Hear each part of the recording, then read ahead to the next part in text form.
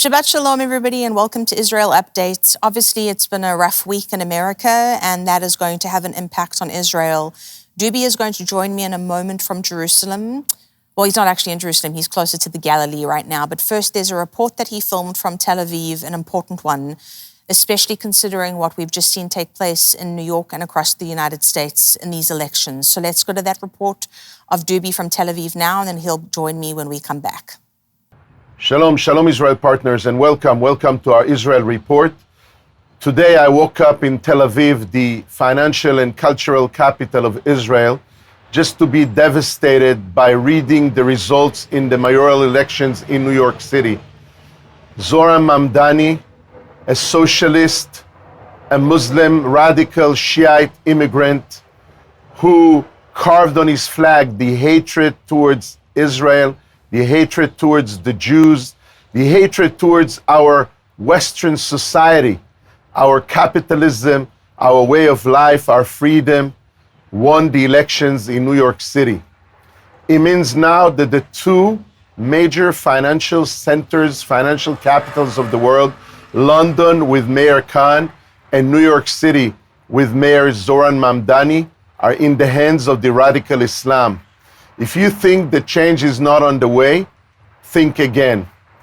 This is a very well orchestrated plot by the enemy, by the Islam, to use their petrodollars, their finances, to literally take over our way of life.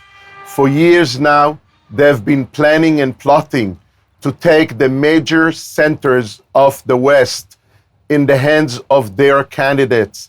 They have been financing the universities, training and educating the young people to their own ways, training them and educating them against the Western society, against our freedoms, and now they are winning. And by taking over the local elections, they're going to go regional, then they're going to go national, and they don't need a physical war. They're using financial tools, they're using propaganda, and they are winning with social media, with great campaigns.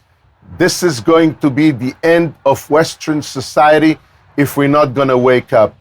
The next thing this mayor is going to do is going to give preference to immigrants from Muslim countries in local housing, in council housing, just like they do in London. And he's going to give all kinds of different advantages for them in schools, affirmative actions, and before you wake up and know it, your cities, your towns, your children are not going to be safe again. London is becoming the less safe city in England. There are rapes over there, gang rapes, there are burglars, there are thieves. There is a lot of crime growing up. People in London being arrested for wearing a David Star, people being arrested for holding an English flag. This is terrible. We have to wake up now. There, Doobie said it. We have to wake up now. I'm going to bring Doobie on now and see, Doobs, you there? Yes, I'm right here. Shalom. Shalom, Christie. Shalom, everyone. So, Doobs, I mean, great report, and I think it is just quite frightening. I thinking about this. We're talking about 9/11 having happened in 2001, and the whole slogan was that New York will never forget.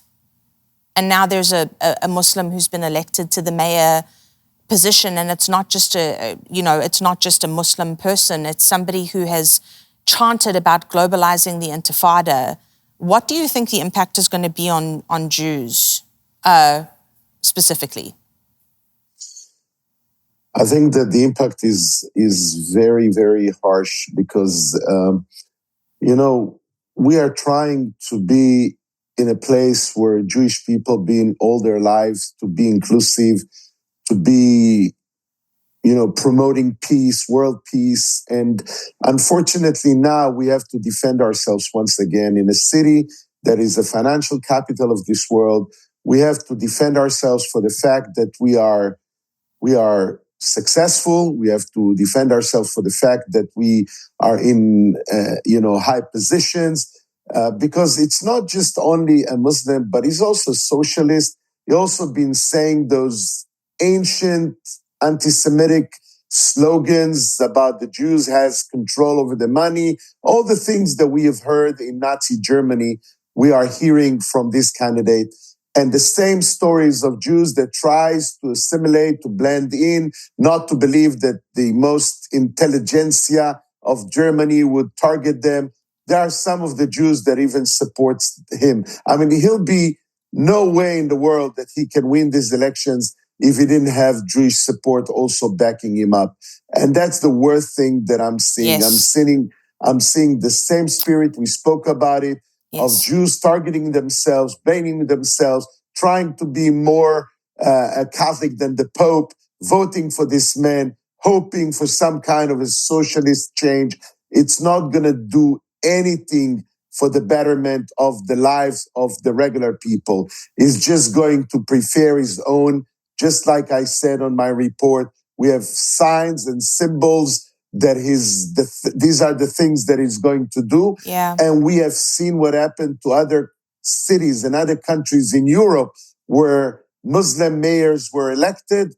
Immediately, the Islamic movement are pushing more and more of their people to be involved in the local politics, and eventually they are taking over.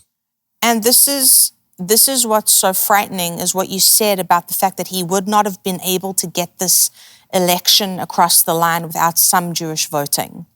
And we saw that in Nazi Germany. There were Jews that believed that their German nationalist identity would protect them from being a Jew. But when there's Jew haters afoot, they hate Jews no matter what package they come in. It doesn't matter that some of these people that the Nazis killed in World War II were German Jews who fought for Germany in World War I.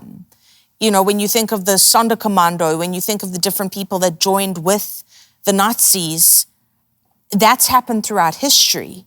And now we're seeing the fact that it's like Jewish people, there's such a blinding and such a hatred of Trump that they chose to elect the socialist anti-Semite over somebody who maybe didn't align with every single core value. But now we're looking, like you're saying, Doobs, I mean, when we look at London, London's fallen. London Bridge has fallen down. And it's not going to be much longer before, I mean, already you're looking at a lot of the schools, it's less than 30% actual British children. Yeah. It's the same thing where you spoke about that, how, you know, the preference is given now it's going to be given in New York to Muslims, and Islam targets centers always. And you said it, New York City is the financial capital. It's the center of the world in so many ways, and that is what's been targeted. And not only that, you just mentioned Donald Trump, and this entire elections, the way that it was painted by Zoran Mamdani is him against Trump. Yes. That's exactly what he tried to I mean, my only comfort is the fact that he wasn't born in the US, so he cannot be elected president. Yes, this Mamdani that's what I guy, thought too. By the American law. But who knows if they're going to even change it one day. That's what they're trying to do. Yes, of course that's what they're trying to do. And he represents the far left wing of the party, AOC. What's that other one? Somebody, Tlaib. My brain has gone blank. Then there's there's just too many of them on the far left. And he sits at their table.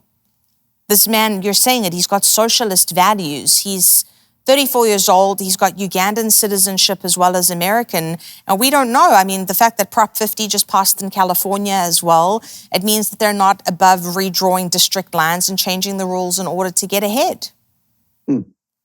Yeah, you know, I know one thing. In the end of the day, I know one thing. I know the fact, and by fact, that God is not happy with what's happening.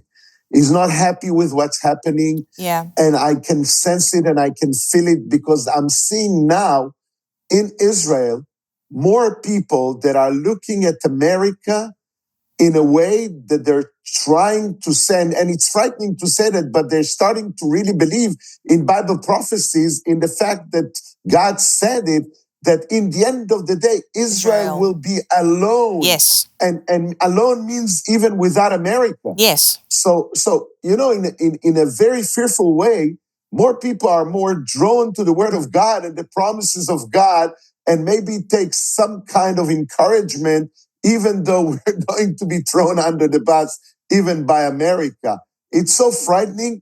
And yet people are taking encouragement by saying that God prophesied all this to happen. Yes. So I really don't want to I don't know where to put myself.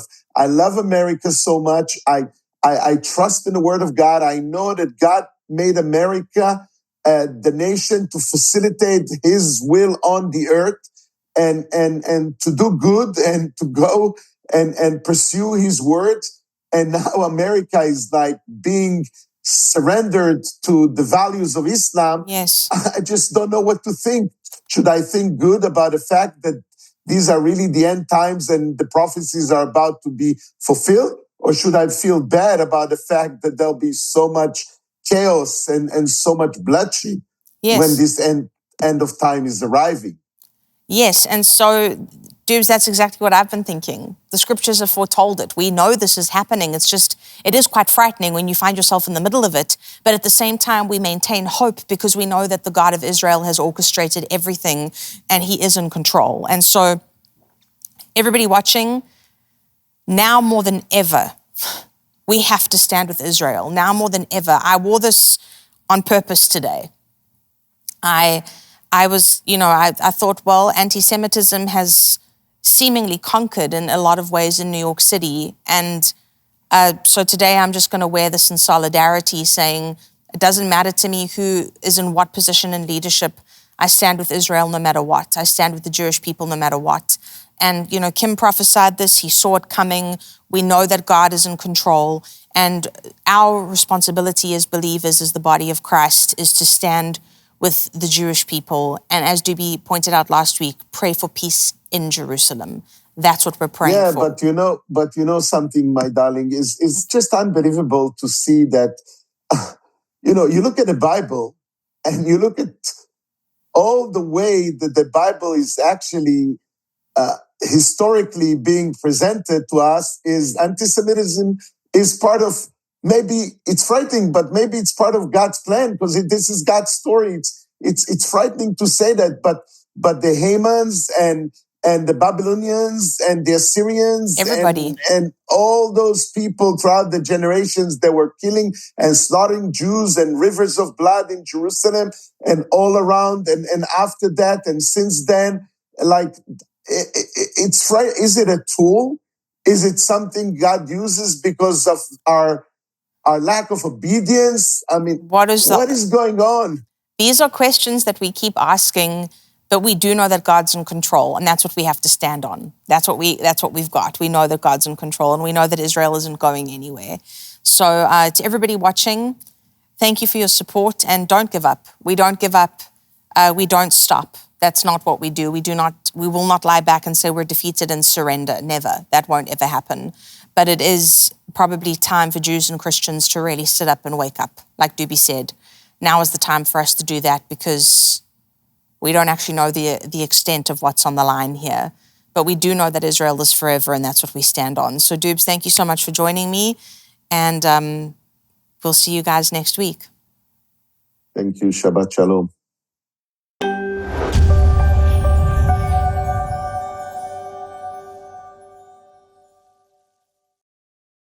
Hello, friends.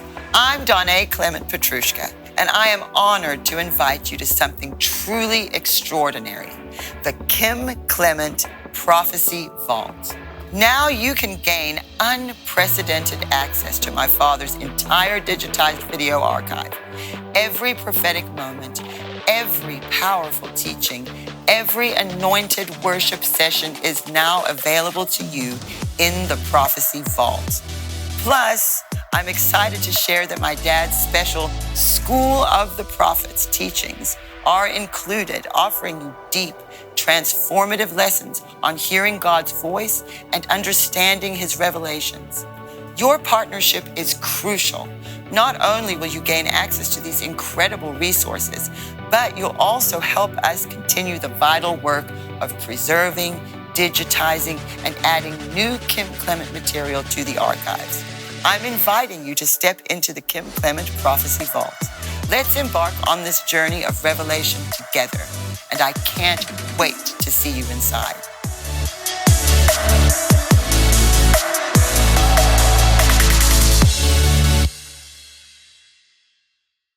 All you have to do is look at the truth of what happened and then look at the media's portrayal of what happened, and you realize we're in trouble. As we've seen over these last number of years, it's a problem, and we see the power of propaganda at work, from Nazi times. It's a really terrifying thing. Transparency is the beginning of deliverance. When you are truly transparent with who you are and what you're dealing with, that's when the Spirit of God can really begin to work on delivering you from those things. There's safety, in a multitude of counselors, and I think it's wise to stay connected. You can be in church and be totally disconnected. Watch now at real-faith.tv. We have Andrew Sorcini from Beverly Hills Precious Metals with us today. If someone has a 401k, can they take some of that and purchase gold as an investment for their future? They can, and it's a great way to do it, because if you have an IRA, a government TSP account, a 401k from a company that you used to work at but don't work at anymore, or if you still work at the company and you're over 59 and a half, these can be rolled over into a precious metals IRA.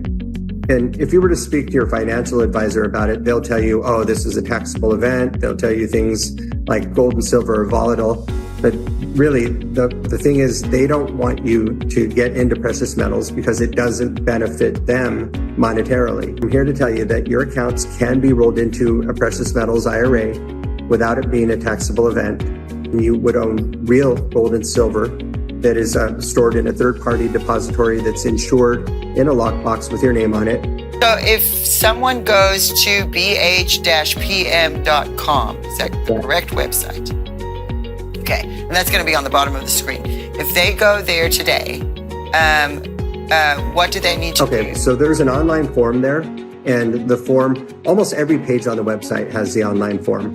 So you just fill in your first name, last name, email address, telephone number, say that Kim Clement sent you, or the House of Destiny. We'll know what you mean. And in the notes section, be as detailed as you can. Sometimes people put things in there like, I'm a complete novice. I really don't understand precious metals. I've been wanting to understand. I want to invest, but really I need more information first. Then put that in there. If you're someone that's been investing in gold and silver for years and really don't need a consultation, you just want to check prices, then put that in there. Everybody watching, if you are interested in precious metals, this is where you want to go. Thanks again. Thank you.